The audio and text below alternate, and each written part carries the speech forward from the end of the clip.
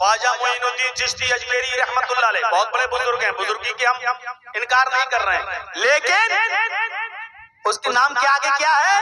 رحمت اللہ علیہ، اللہ کی رحمت ہو ان کے اوپر۔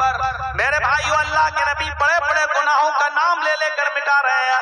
ان تدعو للہ ندا وہو خلقک، پھر قرآن پڑھیے، پھر قرآن پڑھیے میرے بھائیو۔ اس طریقے سے اللہ رب العالمین نے ان جھوٹے معبودان باطلہ کو رگڑا ہے کہ آپ دنگ رہ جائیں گے۔ والذین تدعون من دونہ ما یملکون من قطمیر، اللہ کو چھوڑ کر تم جن کو پکار رہے ہو، والذین تدعون من دونہ، اس کو چھوڑ کر تم جس کو بھی پکار رہے ہو، ما یملکون من قطمیر، یہ کھجور کی گٹھلی کے چھلکے کے بھی مالک نہیں ہے۔ ما یملکون من قطمیر، یہ کھجور کی گٹھلی کے چھلکے کے بھی مالک نہیں ہے۔ اللہ نے ایسا رگڑا کہ کھجور کا مالک نہیں۔ ارے کھجور کے اوپر تو ایک گودا ہوتا ہے، ایک مغز ہوتا ہے، وہ بہت بڑی چیز ہے۔ فرمایا کھجور کا مالک ہونا تو بہت بڑی بات ہے۔ فرمایا والذین تدعون من دونہ ما یملکون من قطمیر، کھجور کے اندر جو گٹھلی ہوتی ہے یہ اس گٹھلی کے بھی مالک نہیں ہے۔ ارے گٹھلی بھی بہت بڑی چیز، اللہ نے گٹھلی بھی نہیں کہا ہے اس لیے کہ گٹھلی کو پیس کر تو بھوسا بنایا جا سکتا ہے، اس کو تو جانور کے کھلانے کے کام آتا ہے، اس سے بھی تو فائدہ حاصل کیا جاتا ہے۔ ارے گٹھلی کے بھی نہیں، گٹھلی کے اوپر ہلکا سا فرق ہوتا ہے، ہلکا سا چھلکا ہوتا ہے، آپ ناخن ماریں گے تب وہ نکلے گا۔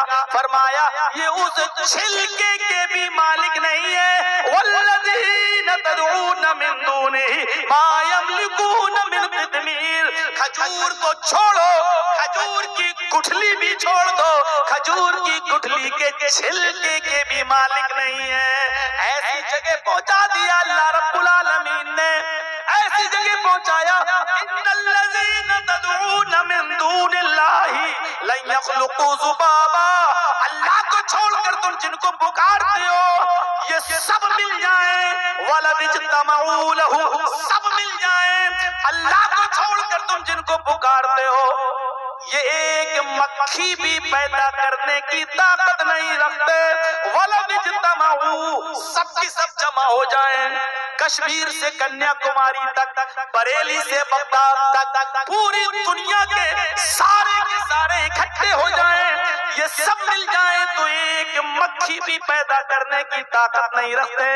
ارے مکھی پیدا کرنا تو دور، مکھی تھوڑی سی کوئی چیز ان سے لے کر چلی جائے، مٹھائی سے کچھ تھوڑا سا رس، تھوڑا سا شیرہ چوس لے، تھوڑا سا شکر کا ایک دانہ، چینی کا ایک دانہ لے جائے، اللہ کہتا ہے وَإِن يَسْلُبْهُمُ الذُّبَابُ شَيْئًا لَا يَسْتَنقِذُوهُ مِنْهُ، تو یہ اس مکھی کو پکڑ کر جو چیز وہ چھین کر لے گئی یہ اس سے وہ چیز واپس لینے کی بھی طاقت نہیں رکھتے، واپس بھی نہیں لے سکتے۔ اب بہت سے لوگ کہیں گے مولانا یہ بات تو اللہ تعالیٰ نے پتھر کی مورتیوں کے لیے کہی ہے، یہ بزرگوں کے لیے نہیں کہی ہے، یہ نیک بندوں کے لیے نہیں کہی ہے، یہ پتھر کی مورتیوں کے لیے کہی۔ اللہ جانتا تھا کہ ایسے لوگ پیدا ہوں گے جو کمیاں نکالیں گے، جو کہیں گے پتھر کی مورتیوں کے لیے کہی، اس لیے اللہ نے صاف صاف کہہ دیا ہے ان الذین تدعون من دون اللہ عباد امثالکم، اللہ کو چھوڑ کر تم جن کو پکار رہے ہو وہ پتھر کی مورتیاں نہیں ہیں، وہ تمہارے ہی جیسے بندے ہیں۔ عباد امثالکم، وہ تمہارے ہی جیسے بندے ہیں، تم پتھر کی مورتیوں سے بیٹا بیٹی نہیں مانگ رہے ہو، اپنے ہی جیسے بندوں سے بیٹا بیٹی مانگ رہے ہو۔ اللہ نے کہا عباد امثالکم، وہ تمہارے ہی جیسے بندے ہیں۔ پتھر کی مورتیوں کے بارے میں یہ قرآن کی آیت نازل نہیں ہوئی ہے، بلکہ یہ بزرگوں بندوں ہی کے لیے ہوئی ہے. اللہ کو سب کچھ منظور ہے لیکن شرک برداشت نہیں ہے, شرک منظور نہیں ہے. نو کمپرومائز. نمازوں میں کمی ہوگی ہم تمہیں چاہیں تو معاف کر دیں گے, روزے میں کمی ہوگی ہم چاہیں تو تمہیں معاف کر دیں گے. ہاں نماز کی, روزوں کی, حج کی, زکات کی کمیاں لے کے آؤ گے ہم ہو سکتا ہے تمہیں معاف کر دیں, لیکن شرک لے کے آؤ گے تو ہم تمہیں معاف نہیں کریں گے.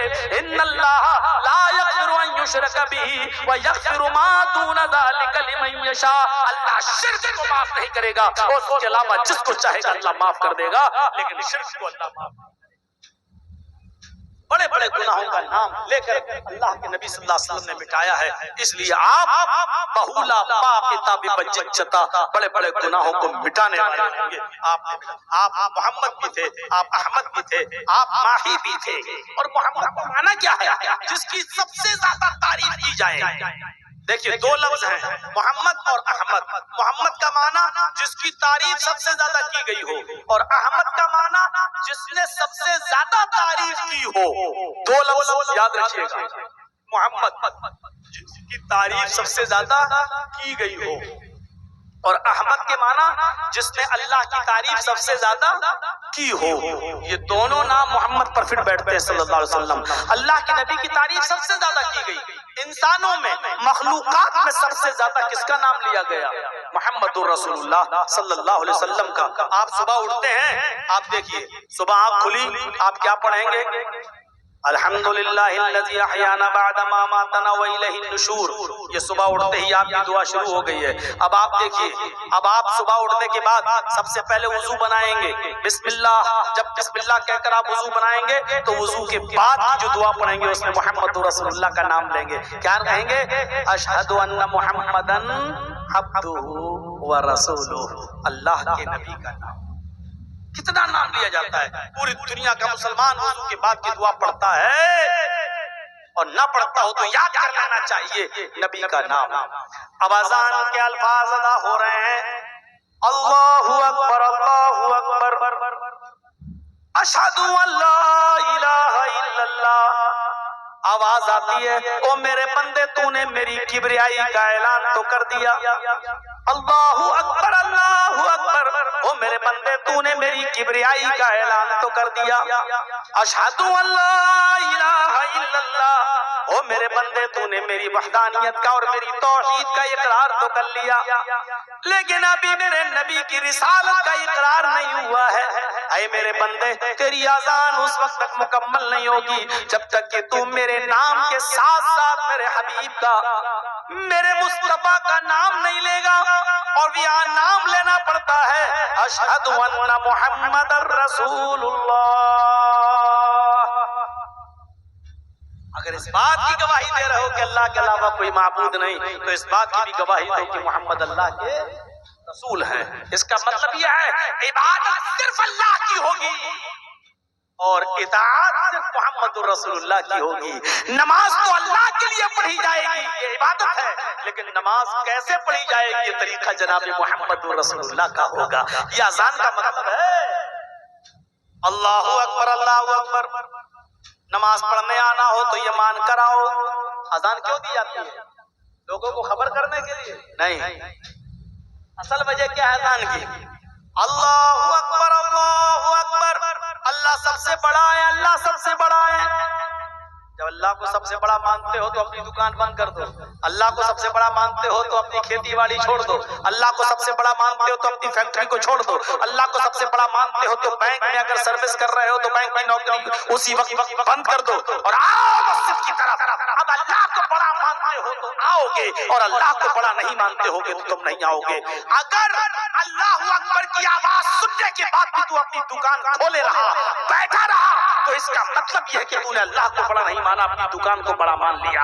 اگر اذان سننے کے بعد تو اپنی فیکٹری میں کام کرتا رہا تو اس کا مطلب یہ ہوا کہ تو نے اللہ کو بڑا نہیں مانا, اپنی فیکٹری کو بڑا مانا ہے. اللہ اکبر کی آواز سن کر تو کھیت اپنا جوتتا رہا, ہل چلاتا رہا, تو اس کا مطلب یہ ہوا کہ تو نے اللہ کو بڑا نہیں مانا ہے, تو نے اپنے کھیت کو اور اپنے کاروبار کو بڑا مانا ہے. اللہ کو اگر بڑا مانا ہوتا تو سب کچھ بند کر دیتا اور مسجد میں. یہ ہے اللہ اکبر کا معنی.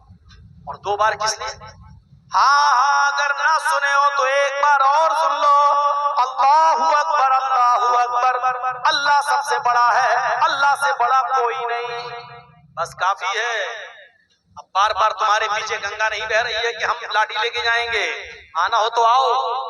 اب دکان بند کر دی، فیکٹری بند کر دی، آفس چھوڑ دیا، مسجد میں آ گئے۔ اب مسجد میں آ رہے ہو، کھڑے بھی ہوگے، رکوع بھی کرو گے، سجدہ بھی کرو گے، نماز پڑھو گے۔ اب یہ عبادت کے بارے میں بھی سن لو، دکان فیکٹری آفس تو بند کر دی اور چلے آئے، لیکن اب عبادت ہو اگر اللہ کے لیے کرنے آئے ہو، اشہد ان لا الہ الا اللہ، یہ عبادت اللہ کے لیے ہونی چاہیے، اس لیے کہ اللہ کے علاوہ کوئی معبود نہیں۔ اب اس لیے نماز پڑھنے آئے ہو، یار حاجی ہوں، حج کر کے آیا ہوں، نماز نہیں پڑھوں گا تو لوگ کہیں گے دیکھو حاجی ہو کے نماز نہیں پڑھتا ہے۔ اب مسجد میں آئے تیری نماز بیکار، مولانا ہوں نماز نہیں پڑھوں گا تو لوگ کہیں گے دیکھو اتنا بڑا مولوی ہو کے نماز نہیں پڑھ رہا ہے۔ اب آئے تو ہو مسجد میں لیکن یہ سوچ کے آئے ہو نماز بیکار، اب یہی نماز شرک ہو گئی۔ لو مولانا کتنی چیزیں شرک ہیں، ہاں کیونکہ اب آپ گاؤں والوں کے لیے نماز پڑھ رہے ہو، محلے والوں کے ڈر سے نماز پڑھ رہے ہو، اور اللہ کے رسول نے فرمایا من صلی یرائی فقد اشرک، جس نے دوسروں کو دکھانے کے لیے عبادت کی، دوسروں کو دکھانے کے لیے نماز پڑھی، اس نے شرک۔ اب یہی نماز شرک ہو گئی، کیونکہ اب اللہ کے لیے رکوع نہیں ہو رہا ہے، اللہ کے لیے سجدہ نہیں ہو رہا ہے، اللہ کے لیے قیام نہیں ہو رہا ہے۔ اب تو اس ڈر سے آئے ہو کہ لوگ کیا کہیں گے، ایک ٹائم نماز بھی پڑھی تو اب لوگوں کے لیے نہیں۔ اشہد ان لا الہ الا اللہ، اگر اللہ کو معبود مانتے ہو تو عبادت اللہ کے لیے کرنے آؤ، ٹھیک ہے۔ اب مسجد میں آ گئے، عبادت اللہ کے لیے کرنے آئے جی، تو اب عبادت کیسے کی جائے گی؟ ایک رکعت میں کتنے رکوع کیے جائیں گے، کتنے سجدے کیے جائیں گے؟ ظہر میں کتنی رکعت پڑھی جائے گی؟ کتنی بار سبحان ربی العظیم سبحان ربی الاعلیٰ پڑھا جائے گا؟ اب تم آ تو گئے ہو مسجد کے اندر نماز پڑھنے کے لیے، آ تو رہے ہو، تو یاد رکھنا یہاں تمہارا طریقہ نہیں چلے گا، مولوی جرجیز کا نہیں چلے گا، فلاں کا نہیں چلے گا، فلاں کا نہیں چلے گا۔ اب تمہیں نماز پڑھنے آنا ہے، اللہ کی عبادت کرنے آنا ہے، اللہ کو سب سے بڑا مان لیا، اب تم مسجد کی طرف آنا چاہتے ہو تو یہ سوچ کے آنا اشہد ان محمد الرسول اللہ، محمد اللہ کے رسول ہیں۔ یہ نماز تمہیں جناب محمد رسول اللہ کے طریقے پر پڑھنا پڑے گی۔ ظہر کی 4 رکعت فرض ہے، اگر 5 پڑھو گے تو گناہگار ہوگے، 3 پڑھو گے تو گناہگار ہوگے۔ عصر کی 4 رکعت فرض ہے، اگر 5 پڑھو گے تو گناہگار ہوگے، 3 پڑھو گے تو گناہگار ہوگے۔ مغرب کی 3 رکعت فرض ہے، اگر 4 جان بوجھ کر پڑھو گے تو گناہگار ہوگے، اور 2 پڑھ لو گے جان بوجھ کر تب بھی گناہگار ہوگے۔ فجر کی بڑی امپورٹنٹ نماز ہے، سب سے بڑی اہمیت رکھتی ہے، لیکن اس کی 2 ہی رکعتیں فرض ہیں، اگر 3 پڑھو گے تو گناہگار ہو جاؤ گے، اور 1 پڑھ کے سلام پھیر لو گے تب بھی گناہگار ہو جاؤ گے۔ اس لیے کہ اب یہ نماز تمہیں اپنے منمانی طریقے پر نہیں پڑھنا ہے، فلاں مولوی اور کٹھ ملاؤں کے طریقے پر نہیں پڑھنا ہے، یہ نماز تمہیں جناب محمد رسول اللہ کے طریقے پر پڑھنا ہے۔ ہاں یہ 3 چیزیں اگر تم مانتے ہو، 3 چیزیں، اللہ کو بڑا مانتے ہو تو دکانیں بند کرو، اللہ کے لیے عبادت کرنا چاہتے ہو تو دکانیں بند کر کے آؤ، محمد رسول اللہ کے طریقے پر نماز پڑھنا چاہتے ہو، یہ 3 چیزیں اگر تم نے مان لی، اب کہا جا رہا ہے حی علی الصلاۃ، اب آؤ نماز کے لیے۔